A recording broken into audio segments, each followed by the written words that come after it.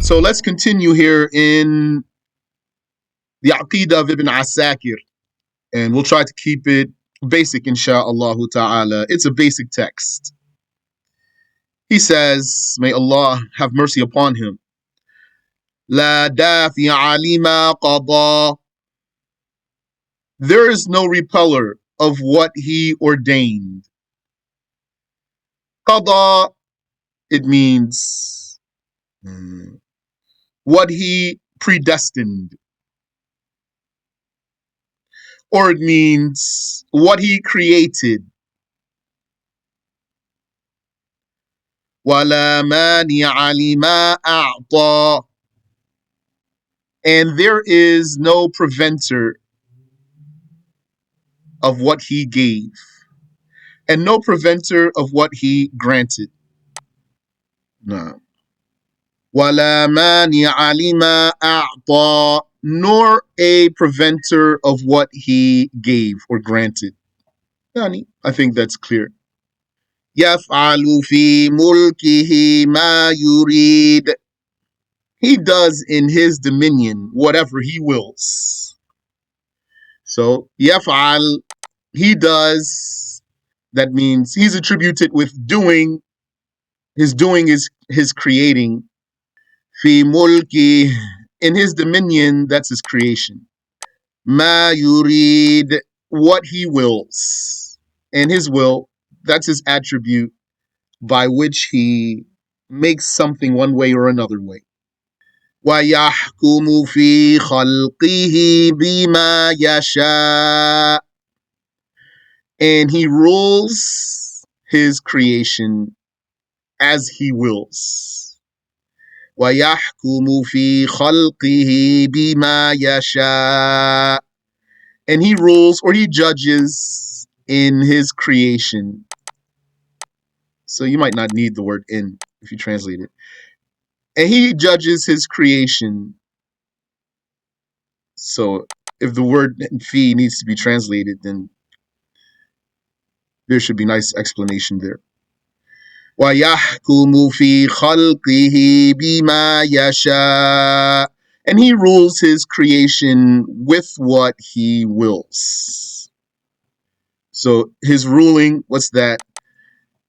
That's his revealing laws. لَا يَرْجُو ثَوَابًا. Not hoping for reward. وَلَا يَخَافُ عِقَابًا. Nor fearing punishment. So it means he doesn't need anything. He doesn't use his creations to summon benefit nor to repel harm. لَيْسَ عَلَيْهِ حَقٌّ يَلْزَمُهُ.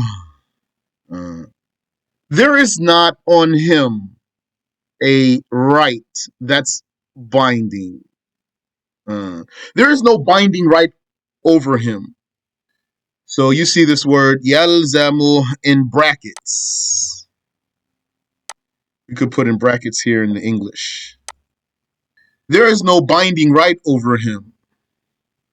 Here. And let's say instead of over on. Now maybe matches a little bit better. لَيْسَ عَلَيْهِ حَقٌّ يَلْزَمُهُ. There is no binding right on him. So what's in brackets is not originally from the text of Ibn Asakir. But our Shaykh added that for exactness. Because of the haqq that Allah tells us in the Quran that's on him. So the haqq in the Quran that Allah tells us that's on him, someone might translate that as a right. Excuse me. The haqq that's on Allah in the Quran is not a binding right. It's a promise of his that he will fulfill, not an obligation that he has to fulfill. It's a promise of his that he will most definitely fulfill without it being obligatory on him and without it being unfulfilled, without his promise being broken. So if you take out the word yalzamuh, then what would be left is to say, laysa alayhi haqq. There's no haqq on him. Then that doesn't comply with what appears from the Quran, that there's a haqq on him. So just to uh, make that distinction, the Shaykh added this word here. Yalzamu. There is no binding right on him. Wala alayhi hukum. Nor any rule over him. God doesn't have any obligations. He does not have to do what's best for his slaves. He does as he wills. وَكُلُّ نِعْمَةٍ مِّنْهُ فَضْلٌ. Every endowment from him is generosity. وَكُلُّ نِقْمَةٍ مِّنْهُ عَدْلٌ. And every punishment from him is just. Every endowment from him is generosity, as opposed to being an obligation. There is no generosity from him that's an obligation. There are generosities from him, none of them are an obligation. So all of them are generosity. وَكُلُّ نِقْمَةٍ مِّنْهُ عَدْلٌ. And every punishment from him is just, fair. لا يسأل عما يفعل وهم يسألون. He is not questioned about what he does. They are questioned. This statement has many meanings. Among those meanings is the reference to God's authority to do as he wills, his right or his entitlement to do whatever he wills to do. Because the one who does whatever he wills to do is not questioned. Even a creation who thinks that another creation has no right to question him would say, who are you questioning? So Allah is telling us, La yus'al, he is not questioned. So he is not questioned. So who's excluded from there? There's no one excluded from there. No one questions God. He does as he wills. La yus'alu amma yaf'al. He is not questioned about what he does. Wahum yus'alun. They are questioned. Mawjudun qabla al-khalq. Existent prior to creation or before the creation. That's clear. لَيْسَ لَهُ قَبْلٌ وَلَا بَعْدٌ. Not having a before nor an after. So that means he has no beginning for his existence and he has no end for his existence. وَلَا فَوْقٌ وَلَا تَحْتٌ. Nor having an over nor having an under. That's in eternity. In eternity, he did not have an over nor an under. So that refutes Wahhabi creed right there, because this is the right creed of Muslims. That's from the hadith, كَانَ اللَّهُ وَلَمْ يَكُنْ شَيْءٌ غَيْرُهُ. Allah existed and there was nothing other than him. وَلَا يَمِينٌ وَلَا شِمَالٌ. Nor a right, nor a left. وَلَا أَمَامٌ وَلَا خَلْفٌ. Nor a front, nor a behind. وَلَا كُلٌّ وَلَا بَعْضٌ. Nor a total, nor a sum, or nor a whole, nor a part. So here he negated the 6 directions from Allah Tabaraka wa Ta'ala. So that's like the statement of Imam Al-Tahawi. There's nothing wrong with this statement here. Imam Al-Tahawi said, لا تحويه الجهات الست كسائر المبتدعات. The 6 directions do not contain him, like the created things. So he said, he doesn't have, not having an above, nor a below, nor a right, nor a left, nor a front, nor a behind. Those are the 6 directions. وَلَا كُلْ, nor a whole. So that's a total. That's not valid for God. because that implies he has parts. Wala ba'd, and he's not a part either. Yani, without having a part. Existence before the creation, without a beginning and without an end. Existent before the creation, not having a before nor an after, nor an above nor a below, or nor an over nor an under, nor a right nor a left, nor a front nor a back, nor a whole nor a part. ولا يقال متى كان ولا أين كان ولا كيف. And it is not said, when was he? Nor, where was he? Nor, how? Because if you said, when, that means he has a beginning. And if you said, where, that means he has edges and limits and volume. And if you said, how, then that means he has some way about him, some mode of some, in some fashion or another. So he doesn't have something like that. Kana wala makan. He was, and there was no place. Yani he was means he was existing, and there was no place existing. Kawan al akwan. He gave being to the beings. Kawan al akwan. Kawana means to give. Kaun. Kaun means being, existing, or existence. So you would say in Arabic, kana. Kana means he was, or it was. Kana yakunu. It is, or he is. Kaunan, being. Fahuwa kain. He is therefore a being. And you say kawana.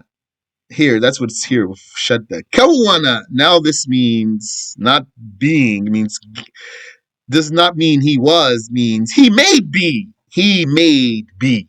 So it means he gave being. Kawan al akwan. He gave being to the akwan, to the things that have being. What do you call the things that have being? Beings.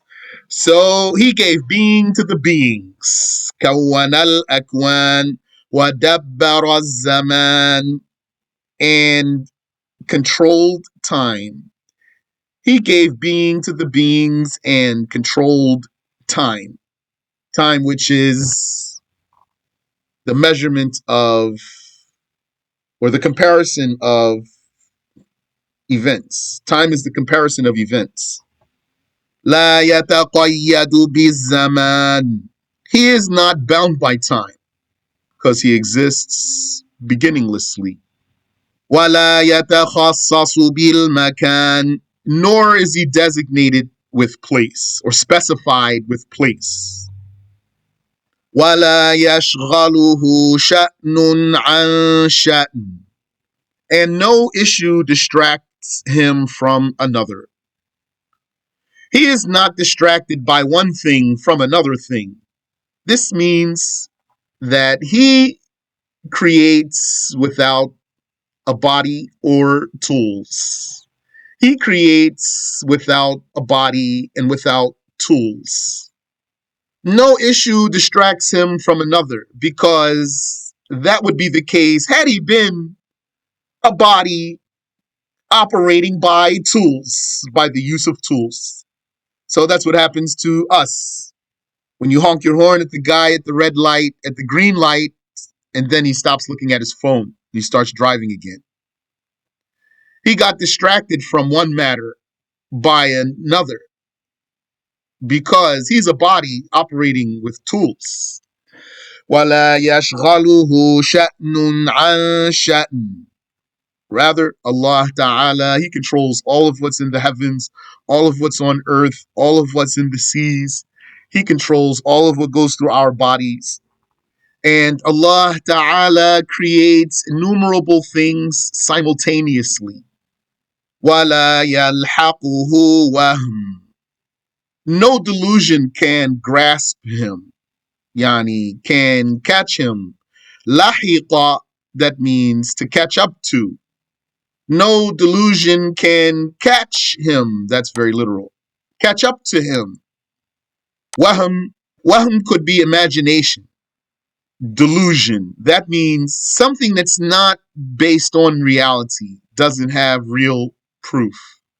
Imagination or delusion, it's not an assumption. It's not even a doubt. It's something else. This is imagination. Possible to use the word, English word assumption, possible. Doesn't have any evidence. وَلَا يَلْحَقُهُ وَهْمٌ. Imagination doesn't catch him. وَلَا يَكْتَنِفُهُ عَقْلٌ. And intellect does not enclose him. Yes. Like embrace him. Intellect does not embrace him. It does not encapsulate him. وَلَا يَتَخَصَّصُ بِالذِّهْنِ. And he is not specified by dhihn. It says he is not determined by thought. That's not bad, mashallah. وَلَا يَتَمَثَّلُ فِي النَّفْسِ. Nor represented in the self. وَلَا يَتَمَثَّل says represented here. Yeah, that works. That means he's not depicted in the self.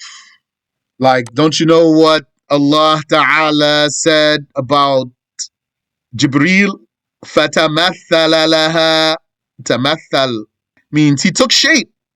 He took shape for her, for Mary. وَلَا يُتَصَوَّرُ فِي الْوَهْمِ. Nor depicted in delusion. Depicted means given a picture, nor pictured in delusion. وَلَا يَتَكَيَّفُ فِي الْعَقْلِ. Nor is he modified in the mind. وَلَا يَتَكَيَّفُ. He is not modified. He is not adapted in the mind. يَتَكَيَّف, to take on a way, to take some way, to take some mood. So to be modified. لا تلحقه الأوهام والأفكار. He is not caught by delusions or thoughts. Yes. So all of these statements were complementing each other. He said approximately the same thing over and over again. And these statements comply with the statements of the Salaf, like مهما تصورت ببالك فالله بخلاف ذلك. Whatever you imagined in your mind, Allah is different from that. ليس كمثله شيء وهو السميع البصير. Unlike him is there anything, and he is the hearer, the seer. And we learned about the meaning of these statements. Laysa kamithlihi shay. Laysa, that's the word of negation. Then we're going to say nothing's like him. So that means something's being negated here. Laysa is the negating word. Kamithlihi shay. Nothing is like him. Where's the word for likeness in here? So you have this letter kaf here. You have this letter kaf here. Usually that means like. And then you have this word mithil, and that means like or similar. And here this ha, that's him. And shay is a thing, something, anything. Laysa kamithlihi shay. So if kaf here means like and mithil means like, then if I run through the words like that, it would translate this way. Not like his likeness is there anything. Unlike his likeness is anything. That's what it might look like to someone. But if that's the case, that means he has a likeness. And that's the opposite of what the ayah means. And that's known for anyone who understands Arabic, that is exactly the opposite of what the ayah means. It does not mean unlike his likeness is there anything, which would mean he has a likeness. So that's why it's valid to define a muhkam ayah. It's valid to define a muhkam ayah, decisive ayah of the Quran, as that which its intended meaning is known with clarity. That which its intended meaning is known with clarity. So a muhkam, decisive ayah of the Quran is an ayah that has only one meaning according to the Arabic language, or that which its intended meaning is understood clearly, because this is for sure a muhkam ayah. Laysa kamithlihi shay. So then kaf here doesn't mean like here. Kaf here is extra. It's called harf jar za'id. It's extra. Why it's there? It's there to amplify the negation. So it doesn't mean unlike his likeness is there anything. It means there's nothing like him whatsoever. وَهُوَ السَّمِيعُ الْبَصِيرُ. And he is the hearer, the seer. So in this verse, Allah Ta'ala negated likeness for himself absolutely. How? By negating an indefinite word. For this indefinite thing to come in, to come in line with a negation. For this indefinite word to come in line with a negation. لَيْسَ كَمِثْلِهِ شَيْءٍ. Unlike him, is there anything? When an indefinite word gets negated, then it's an absolute negation for whatever that word refers to. And the word shay here, yani, let me say this. Know that some words are even more indefinite than other words. Some words are more indefinite than other words.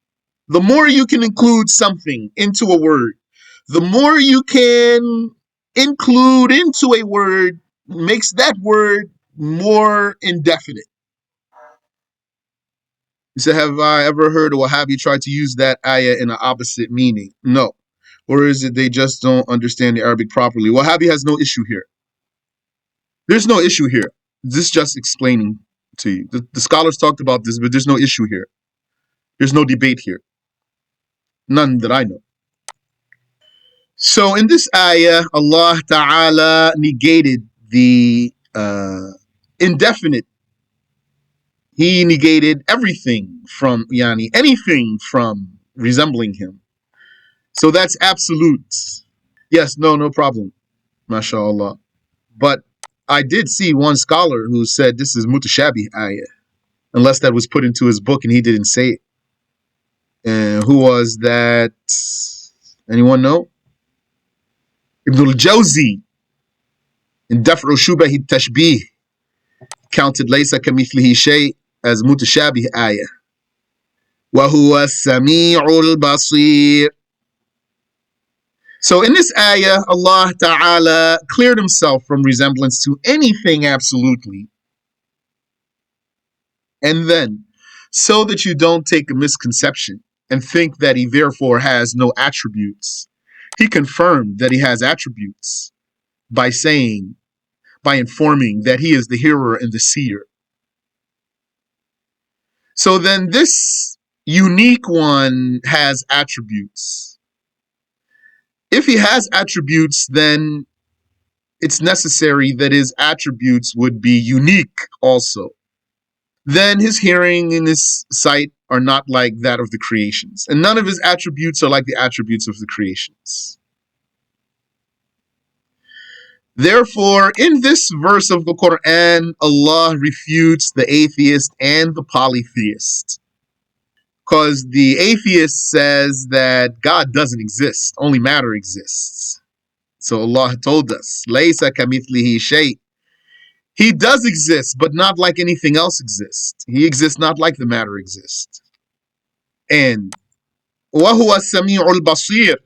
He even has attributes. He does exist. He has attributes. That's refutation for atheists. And also it's refutation for polytheists, because laysa kamithlihi shay, nothing is like him. Polytheists gives God partners. Wallahu ta'ala a'lam. That's the end of the Aqidah of Ibn Asakir. Then this next page here just scrolled right up. Section concerning knowing Allah, invincible and great, and knowing His attributes and names. An excerpt from Shu'abul Iman by Hafiz al-Bayhaqi. Sounds nice. You said, why did Ibn al-Jawzi consider it mutashabih? Well, Tell me, what does mutashabi mean? How do you define it? You said, Sheikh, what does it mean that Jibreel took a shape for Mary? That means he didn't appear to her in the shape of an angel because this will be too shocking. So he took the shape of a fine young man so that she can experience him, so that she can interact with him. You're welcome. Yeah, mutashabi having more than one meaning. So he's saying then, also, yani, he's saying then, look how you can say kaf means like and mithil means like. Like, all right, I'll show you here. Bismillah. So, laysa kamithlihi shay. Laysa is the word of negation. Kaf, we said, originally means like. So when we say originally means, now we're not taking by its original meaning. So we're not taking by its original meaning. That means there's a ta'wil happening. Mithil means like. So if we say not like his likeness, this would mean he has a likeness. And that's the opposite of what the ayah really means. So we must make ta'wil. That's what he's saying. And therefore, we're going to say kaf means extra, not like extra. So it means unlike him, is there anything at all? Ameen wa iyyakum. And some of them said mithil means that, his self. They said mithil here means that. So what's that? That's a ta'wil. So if mithil means that, then the ayah means and that means then kaf means like. If we say mithil means that self, then we can say kaf means like. We don't have to say kaf means extra. So then it means unlike his self, is there anything? Nothing is like his self, because mithil could mean self. MashaAllah. So that's ta'wil. But we don't say this is a mutashabih ayah. We say this is muhkam ayah. And it's because it's explicit. It is explicit. This way of ta'wil here, that is a ta'wil there is true, but in this case, though, it only means nothing is like Allah. That's why there's no debate here. It's clear. رَبِّ اغْفِرْ لَنَا وَلِلْمُؤْمِنِينَ وَالْمُؤْمِنَاتِ Allahumma ameen. That means, oh Allah, forgive us and forgive the male and female believers. So if you make such supplication for the male and female believers every day, inshallah, you will have an accepted dua. You'll become amongst the people of accepted dua. This one works well. You just have to do it every day. And first of all, people who do it every day, they say yes, their duas happen. And they said also that when they stop doing it and then they do it again, the du'as start happening like soon. Not like, because you need to do it for a while. That's what's said. What's said, you need to do it for a while. And then becomes, you get an accepted du'a. So some people said when they stopped and then they started again, they saw that their du'as will come true again, fast. It doesn't take a long time to start doing it again. So I start doing it with you sometimes so I don't forget. Because mashallah, sometimes I do. What I remember is to do 27 times. Istighfar for the believers. Like, Rabbi ghfir lil mu'minina wal mu'minat. I heard that. I learned that. Without saying, Rabbi ghfir li, oh Allah, forgive me. Just, Rabbi ghfir lil mu'minina wal mu'minat. Oh Allah, forgive believers and the believers, males and females. And I heard, Rabbi ghfir li walil mu'minina wal mu'minat. Oh Allah, forgive me and the believers, males and females. And what I learned is that you do something like this. So since we're doing this lesson together, then I've been saying lana, Rabbi ighfir lana, for us. Oh Allah, forgive us. Subhanaka Allahumma wa bihamdik. أشهد أن لا إله إلا أنت أستغفرك وأتوب إليك.